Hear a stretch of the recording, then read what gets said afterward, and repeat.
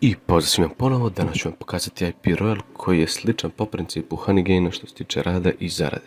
IP Royal je znači aplikacija koja vas kroz vašu internet konekciju povezuje na njihovu mrežu i tu mrežu deli sa svojim poslovnim partnerima, to jest kupcima. Kupci su provjereni od strane IP Royal osoblja. Kompanija IP Royal je provjerena i vjerodostojna iako je relativno nova od strane ljudi koji koriste njihovu aplikaciju od dana njihovog nastanka. IP Royal cijeni više kvalitet nego kvantitet, stoga više cijeni stabilnu konekciju nego više nestabilnih i slabih konekcija. Zbog toga IP Royal dozvoljava samo jedan uređaj svako vrijeme da bude povezan na vašem stambenom proksiju.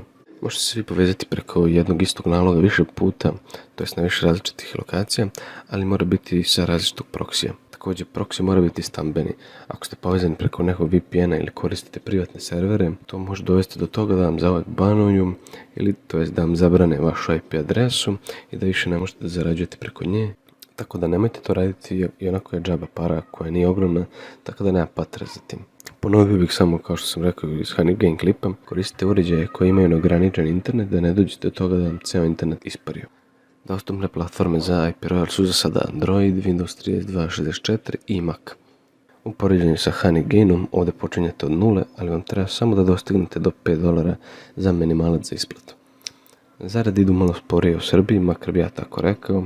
Ne držim 24 sata upaljene uređaje, a samo jedan svakako može da radi svako vrijeme, tako da nije loš. Što se tiče isplate, imate dvije opcije, isto kao i Honeygain, preko Paypala ili preko Bitcoina.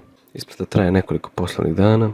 Uskoro kad dođem do tih $5 izaći će video uporedcu isplate i sve detalje vezane oko nje. To bi bilo to, ako želite vi da počnete da zarađujete preko IP Royala, imate link u opisu i odmah možete da počnete. Ako imate kakvih pitanja ili nedoumica, ostavite ih u komentarima. Pozdrav!